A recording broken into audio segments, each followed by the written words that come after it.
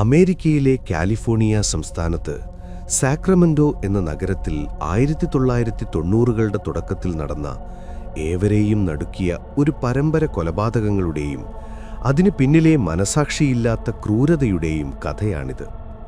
പുറമേ നിന്ന് നോക്കുമ്പോൾ അതീവ സന്തുഷ്ടമായൊരു കുടുംബമായിരുന്നു ബാരൺ ഫാമിലി. 30കാരനായ ജാക്ക് ബാരൺ, അദ്ദേഹത്തിൻ്റെ സ്നേഹനിധിയായ ഭാര്യ ഐറീൻ, അവരുടെ ഓമനമക്കളായ 4 വയസ്സുകാരൻ ജെർമി, 3 വയസ്സുകാരി ആഷ്ലി എന്നിവരടങ്ങുന്നതായിരുന്നു ആ കൊച്ചു കുടുംബം. സാക്രമെന്റോയിലെ ഗോൾഡൻ പാർക്ക് വേയിലുള്ള അവരുടെ വസതി സന്തോഷം നിറഞ്ഞതായിരുന്നു. എന്നാൽ ആ സന്തോഷത്തിന് അധികം ആയുസ്സുണ്ടായിരുന്നില്ല. ഒരു കുടുംബത്തെ ഒന്നാകെ ഇല്ലായ്മ ചെയ്തുകൊണ്ട്, സ്വന്തം ചോരയിൽ ജനിച്ച കുഞ്ഞുങ്ങളെപ്പോലും മരണത്തിന് വിട്ടുകൊടുത്തുകൊണ്ട് അവിടെ ഒരു ദുരന്തം പെയ്തിറങ്ങാൻ തുടങ്ങുകയായിരുന്നു. 1992 ജൂൺ മാസം 8-ാം തീയതിയാണ് ആ കുടുംബത്തിലെ ആദ്യത്തെ ദുരൂഹ മരണം സംഭവിക്കുന്നത്. ജാക്ക് ബാരന്റെ ഭാര്യയും 2 കുട്ടികളുടെ അമ്മയുമായ ഐറീനായിരുന്നു ആ ഇര. ഐറീൻ തൻ്റെ വീട്ടിൽ തന്നെ അയൽപ്പക്കത്തെ കുട്ടികൾക്കായി ഒരു ഡേ കെയർ നടത്തിയിരുന്നു. പ്രദേശവാസികൾക്കെല്ലാം പ്രിയങ്കരിയായിരുന്നു ഐറീൻ.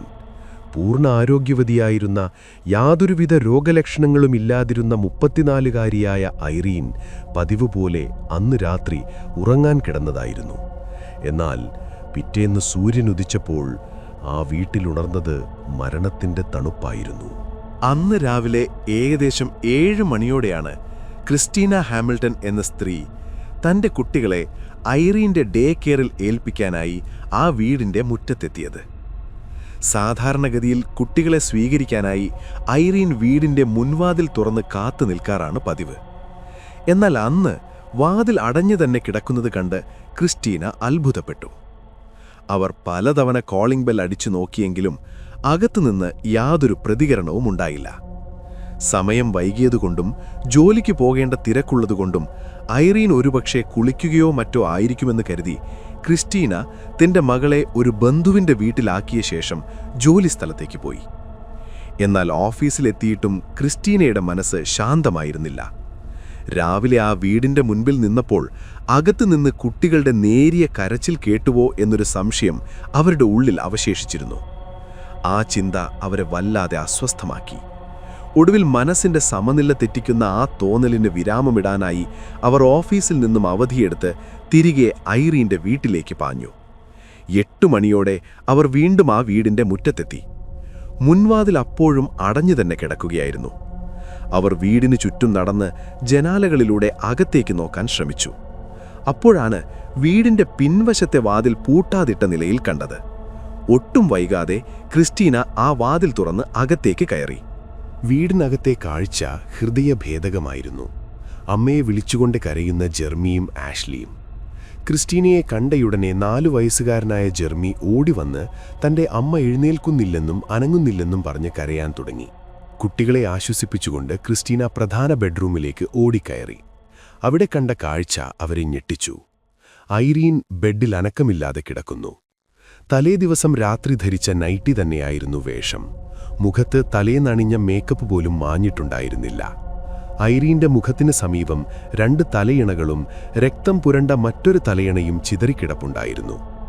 വിറയ്ക്കുന്ന കൈകളോടെ ക്രിസ്റ്റീന ഐറീൻ്റെ നാഡിമിടിപ്പ് പരിശോധിച്ചു. പക്ഷേ ജീവന്റെ ഒരംശം പോലും ആ ശരീരത്തിൽ അവശേഷിച്ചിരുന്നില്ല. ഭയചകിതയായ ക്രിസ്റ്റീന ഉടൻ തന്നെ അടിയന്തര സഹായത്തിനായുള്ള നമ്പറിൽ വിളിച്ച് വിവരമറിയിച്ചു.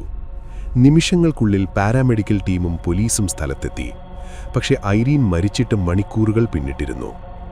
പോലീസിന്റെ പ്രാഥമിക പരിശോധനയിൽ വീടിനകത്തേക്ക് ആരെങ്കിലും അതിക്രമിച്ചു കയറിയതിൻ്റെയോ മോഷണശ്രമത്തിൻ്റെയോ യാതൊരു ലക്ഷണങ്ങളും കണ്ടെത്താനായില്ല. ലൈംഗികാതിക്രമങ്ങളും നടന്നിട്ടില്ലെന്നുറപ്പായി. 34 വയസ്സു മാത്രം പ്രായമുള്ള ആരോഗ്യവതിയായ ഒരു സ്ത്രീയുടെ പെട്ടെന്നുള്ള മരണം ഉദ്യോഗസ്ഥരിൽ സംശയം ജനിപ്പിച്ചു. ആ സമയത്ത് ഐറീൻ്റെ ഭർത്താവ് ജാക്ക് ബാരൻ വീട്ടിലുണ്ടായിരുന്നില്ല. ഒരു സൂപ്പർ മാർക്കറ്റിൽ നൈറ്റ് ഷിഫ്റ്റിൽ ജോലി ചെയ്തിരുന്ന ജാക്ക് ജോലി കഴിഞ്ഞ് തിരിച്ചെത്തിയിട്ടില്ലായിരുന്നു. 9:30 ജാക്ക് വീട്ടിലെത്തുമ്പോൾ വീടിനു ചുറ്റും പോലീസും നാട്ടുകാരും തടിച്ചുകൂടി നിൽക്കുന്നതാണ് കണ്ടത്. വിവരമറിഞ്ഞ ജാക്ക് അവിടെ തന്നെ തളർന്നു വീണു. ബോധം തെളിഞ്ഞ ശേഷം അയാൾ ഭാര്യയെ കാണാനായി വീടിനകത്തേക്ക് ഓടിക്കയറാൻ ശ്രമിച്ചെങ്കിലും ഫോറൻസിക് പരിശോധന നടക്കുന്നതിനാൽ പോലീസ് അയാളെ തടഞ്ഞു. തലേ ദിവസം രാത്രി 11 മണിയോടെ താൻ ജോലിക്ക് പോകുമ്പോൾ ഐറീന് ചെറിയൊരു തലവേദനയും ചുമയും ഉണ്ടായിരുന്നതൊഴിച്ചാൽ മറ്റാരോഗ്യ പ്രശ്നങ്ങളൊന്നുമില്ലായിരുന്നുവെന്ന് ജാക്ക് പോലീസിന് മൊഴി നൽകി. ഫോറൻസിക് പാത്തോളജിസ്റ്റ് നടത്തിയ പരിശോധനയിൽ ഐറീന്റെ മൂക്കിൽ നിന്നും വായിൽ നിന്നും രക്തം വന്നതിന്റെ ലക്ഷണങ്ങൾ കണ്ടിരുന്നു. കിടക്കയിൽ കിടന്ന തലയിണയിൽ പുരണ്ട രക്തം ഐറീന്റേതാണെന്ന് സ്ഥിരീകരിച്ചു. കൂടാതെ മറ്റൊരു തലയിണയിൽ ഐറീൻ മുഖത്ത് പുരട്ടിയിരുന്ന ക്രീമിന്റെ പാടുകളും കണ്ടെത്തി. ഇത് ശ്വാസം മുട്ടിച്ച് കൊലപ്പെടുത്തിയതിന്റെ ലക്ഷണമാകാം എന്ന സംശയം ഉയർന്നുവന്നെങ്കിലും ഉറച്ച തെളിവുകളുടെ അഭാവം പോലീസിനെ കുഴക്കി. തലവേദന കാരണം ഐറീൻ തലയിണയിൽ മുഖമമർത്തി കിടന്നതാകാമെന്നും അങ്ങനെ സംഭവിച്ച സ്വാഭാവിക മരണമാകാമെന്നുമുള്ള സാധ്യതകൾ തള്ളിക്കളയാനായില്ല. പോസ്റ്റ്മോർട്ടം റിപ്പോർട്ടിലും മരണകാരണം വ്യക്തമായി നിർണയിക്കാൻ സാധിച്ചില്ല. മരണസമയം ഏകദേശം രാത്രി 7:30-നും 11-നും ഇടയിലാകാമെന്ന് റിപ്പോർട്ടിൽ സൂചിപ്പിച്ചിരുന്നു. 11 മണിവരെ താൻ വീട്ടിലുണ്ടായിരുന്നുവെന്നും അപ്പോഴൊന്നും ഐറീന് കുഴപ്പമില്ലായിരുന്നുവെന്നുമുള്ള ജാക്കിന്റെ മൊഴി സംശയത്തിന് ഇട നൽകുന്നതായിരുന്നു. എന്നാൽ ശരീരത്തിൽ ബലപ്രയോഗം നടന്നതിന്റെ ലക്ഷണങ്ങൾ ഇല്ലാതിരുന്നതിനാലും ശാസ്ത്രീയമായ തെളിവുകൾ ലഭിക്കാതിരുന്നതിനാലും പോലീസ് ഇതൊരു സ്വാഭാവിക മരണമായി കണക്കാക്കി കേസ് അവസാനിപ്പിച്ചു. ഭാര്യയുടെ മരണത്തോടെ 2 പിഞ്ചുകുഞ്ഞുങ്ങളെ ഒറ്റയ്ക്ക് വളർത്തേണ്ട ഉത്തരവാദിത്തം ജാക്കിന്റെ ചുമലിലായി. അയൽക്കാരും ബന്ധുക്കളും സാമ്പത്തികമായും മാനസികമായും ജാക്കിനെ സഹായിച്ചു. എന്നാൽ ജോലിക്ക് പോകേണ്ടതും കുട്ടികളെ നോക്കേണ്ടതും ഒരേ സമയം നടക്കില്ലെന്ന് മനസ്സിലാക്കിയ ജാക്ക് ഐറീൻ മരിച്ച് അധികം വൈകാതെ തന്നെ മറ്റൊരു വിവാഹത്തിന് തയ്യാറായി. ജാക്കിന്റെ കൂടെ സൂപ്പർമാർക്കറ്റിൽ ജോലി ചെയ്തിരുന്ന സ്റ്റാർല ഹൈൻസ് എന്ന യുവതിയായിരുന്നു വധു. സ്റ്റാർലയുടെയും 2ാം വിവാഹമായിരുന്നു അത്. ആദ്യ വിവാഹത്തിൽ അവർക്ക് 2 കുട്ടികളുണ്ടായിരുന്നു. അങ്ങനെ 4 കുട്ടികളുമായി ജാക്കും സ്റ്റാർലയും പുതിയ ജീവിതം ആരംഭിച്ചു. പക്ഷേ ആ ദാമ്പത്യം അധികകാലം നീണ്ടുനിന്നില്ല. ജാക്ക് തന്റെ കുട്ടികളോട് കാണിക്കുന്ന സ്നേഹം സ്റ്റാർലയുടെ കുട്ടികളോട് കാണിച്ചിരുന്നില്ല. മാത്രമല്ല, ജാക്ക് സ്റ്റാർലയുടെ കുട്ടികളെ ശാരീരികമായി ഉപദ്രവിക്കാനും തുടങ്ങി. ഇത് സഹിക്കാനാവാതെ സ്റ്റാർല ജാക്കുമായുള്ള ബന്ധം അവസാനിപ്പിച്ച് തന്റെ കുട്ടികളുമായി വീട് വിട്ടിറങ്ങി. ഇതോടെ ജാക്ക് വീണ്ടും ജെർമിക്കും ആഷ്ലിക്കും മാത്രമായി. കുട്ടികളെ നോക്കാൻ ആളില്ലാതായതോടെ ജാക്ക് രാത്രികാലങ്ങളിൽ കുട്ടികളെ നോക്കാനായി ഒരു ബേബി സിറ്ററെ നിയമിച്ചു. 1993 ഫെബ്രുവരി 7 ഐറീൻ മരിച്ച് 8 മാസങ്ങൾ പിന്നിട്ടിരിക്കുന്നു. അന്നു രാത്രി ജാക്ക് ജോലിക്ക് പോകാനായി തയ്യാറെടുക്കുമ്പോൾ ബേബി സിറ്റർ എത്തിച്ചേർന്നു.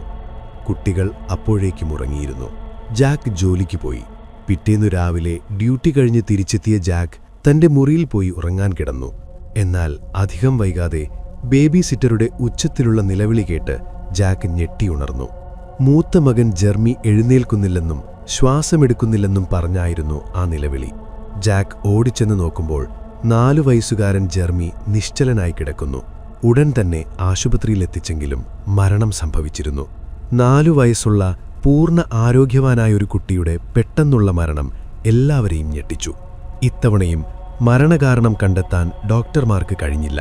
തന്റെ ഭാര്യയുടെയും മകന്റെയും ജീവനെടുത്തത് തിരിച്ചറിയാൻ കഴിയാത്ത ഏതോ അപൂർവ ജനിതക രോഗമാണെന്നായിരുന്നു ജാക്ക് പ്രചരിപ്പിച്ചത്.